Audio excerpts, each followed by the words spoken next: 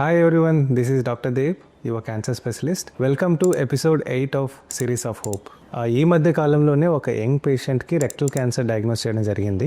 దాని తర్వాత తనకి మొత్తం ట్రీట్మెంట్ ప్రోటోకాల్స్ ఎలా ఉంటుంది ఏంటనేది ఎక్స్ప్లెయిన్ చేశాం. అదన్నా విన్న తర్వాత ఆ పేషెంట్ కోరుకున్నది ఒకటే, డాక్టర్ గారు నాకు స్టోమా బ్యాగ్ అస్సలు వద్దు, నేను సర్జరీ చేయించుకోను, అలా చేసేటట్టు ఉంటే నేను ట్రీట్మెంట్ చేయించుకొని మొండికేసాడు.